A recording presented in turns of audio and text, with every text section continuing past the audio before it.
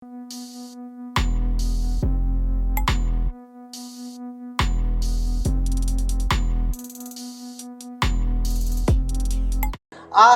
कर्म, आसन्न कर्म बोले तो जीवन के अंतिम समय में करने वाला पुण्य, मतलब वो निरंतर वो कर्म नहीं कर रहे, मगर कभी कभी अचानक से जीवन के अंतिम समय में हो जाता है, तो ऐसे कर्म को आसन्न कर्म कहते हैं। और ये अंतिम समय में जो कर्म होता है, चाहे अच्छा हो या बुरा हो, उसका प्रभाव बहुत ज्यादा रहता है। ये श्रावस्ती के मत्त कुंडली, ये मत्त कुंडली बहुत पैसे वाले धनाढ्य उनके एकमात्र पुत्र, मगर उनके पिताजी के कंजूसीपना की वजह से वो ये मत्त कुंडली थोड़ा बड़ा हो रहा था, जवान हो रहा था, ऐसे समय में ये जन्डिस हो गया या बीमार पड़ गया। अभी बीमारी को वैद्य के पास लेके जाएंगे, दवा करेंगे तो पैसा जाएगा करके लेके ही नहीं गया। गर्म पानी पिलाओ कुछ नहीं होगा, ऐसे वैसे करके रखा। ज़्यादा बढ़ गया तो वैद्य के पास लेके नहीं गया, सिर्फ वैद्य के पास जाके पूछा कि ऐसे ऐसे बीमार हो गया तो क्या दवा करना चाहिए, क्योंकि पूछने को पैसा नहीं लगता। और वो वैद्य ने भी कंजूस से जो मुंह में आया वही बोल दिया कि वो एक पेट का ऐसा पत्ता उबाल के पिलाओ, पर ठीक कहाँ होगा। तो अंतिम समय आ गया, बीमारी से मरने की नौबत आ गया। तो ऐसे समय में भी अगर घर में ही रखा तो सारी दुनिया ये पुत्र को देखने के लिए आएगा, मेरा संपत्ति सारा देखेगा, इससे अच्छा ये बच्चे को सबसे नीचे जगह पे डाल देता हूँ।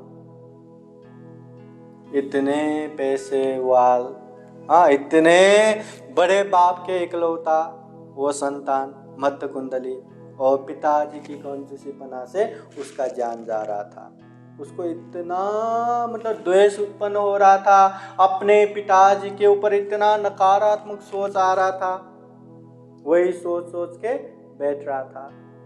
इधर तथागत बुद्ध हर सुबह शाम करुणा समापति ध्यान से लोग को देखते हैं कि आज मैं किसके पास जाऊंगा तो उसको भला होगा, या उसका पुण्य संस्कार है तो वो मार्ग फल में प्राप्त हो जाएगा, किसके पास जाने से अच्छा होगा। ऐसे सुबह शाम हमेशा देखते हैं। सुबह के समय में दूर दूर से नजदीक नजदीक, और शाम के समय में नजदीक से दूर दूर देखते थे। उस समय ये मरते या मत्त कुंडली को देखा, और तथागत बुद्ध ने देखा अगर मैं वहां जाऊंगा तो मत्त कुंडली का कल्याण होगा। तो तथागत बुद्ध सुबह सुबह चेवर पहन के पात्र लेके श्रावस्ती में भिक्षाटन गए, और मत्त कुंडली के घर के तरफ भी गए। और मत्त कुंडली के घर के तरफ जाते समय तथागत बुद्ध के रश्मि की वजह से मत्त कुंडली ने देखा, अरे कौन है? ओ बुद्ध।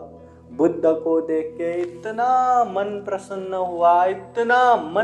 हुआ, केवल बुद्ध याद किया कि जो पिताजी के ऊपर जो गुस्सा था, द्वेष था, वो सारा भूल गया।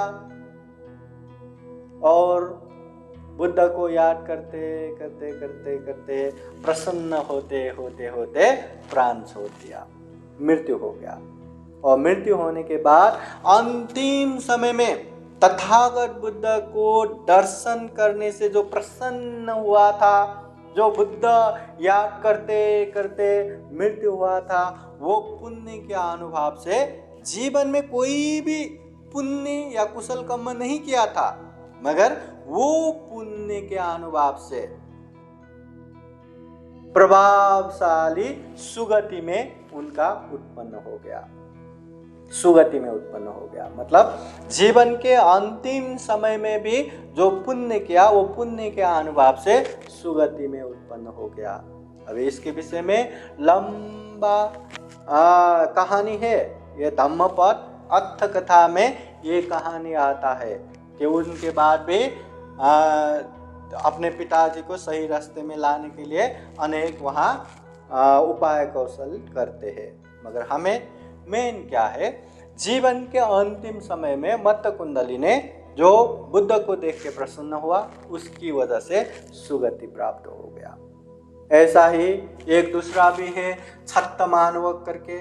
वो छत्तमानवक भी जीवन में कोई पुण्य नहीं किया था, बस बचपन से लेके गुरुकुल में बैठ के खूब पढ़ाई किया, शिक्षा दीक्षा लिया, और शिक्षा दीक्षा खत्म होने के बाद गुरु से प्रार्थना किया, भो गुरु जी अभी शिक्षा दीक्षा खत्म हो गया तो गुरु दक्षिणा मैं क्या दूं?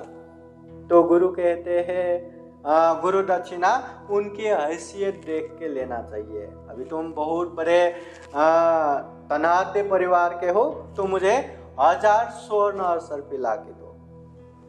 तो छत्तमानवक ने बोला हाँ ठीक है, उतना देने के लिए उसको तकलीफ नहीं है। तो वो घर में आते हैं और घर के सारे लोग उनको देख के बहुत खुश भी होता है।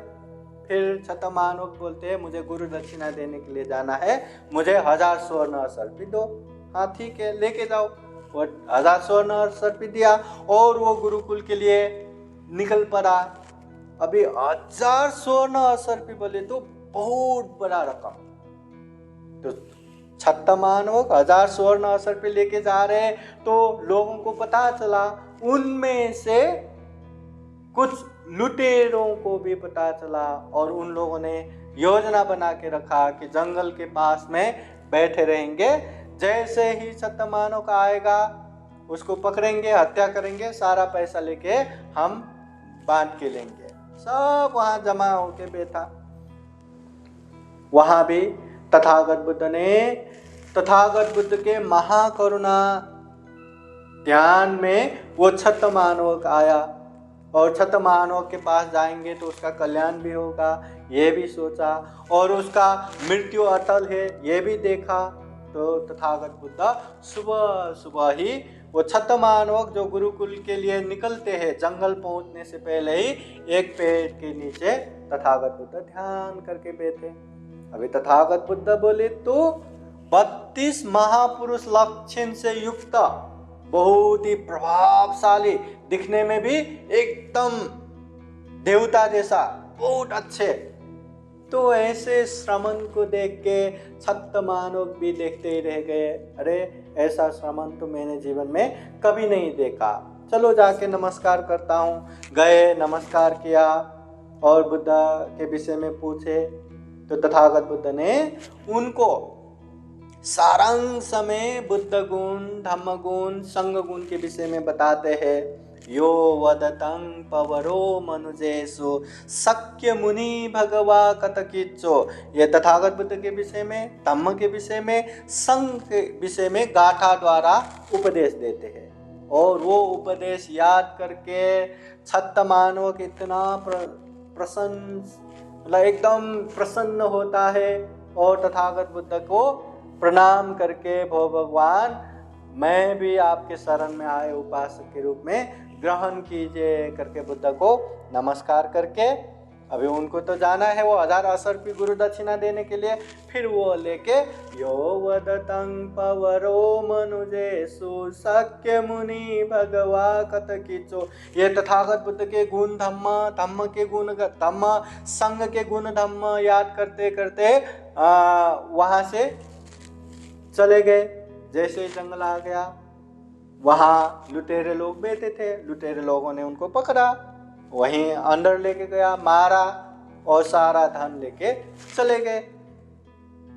अभी ये छत्तमानवक ने भी जिंदगी में पुण्य नहीं किया था, मगर अंतिम समय में तथागत बुद्ध के दर्शन करके, तथागत बुद्ध के प्रति प्रसन्न होके, श्रद्धा उत्पन्न करके वही बुद्ध गुण, धम्म गुण, संग गुण याद करते करते चल रहे थे।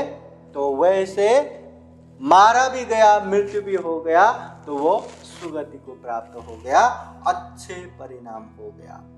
तो ये जो अंतिम समय में, जीवन के अंतिम समय में जो पुण्य करते हैं या अकुशल पाप करते हैं, वो कर्म को बोलते हैं आसन्न कर्म। साधु साधु साधु।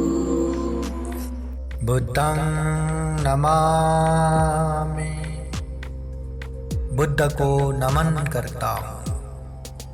धम्मं नमामि, धम्म को नमन करता हूँ।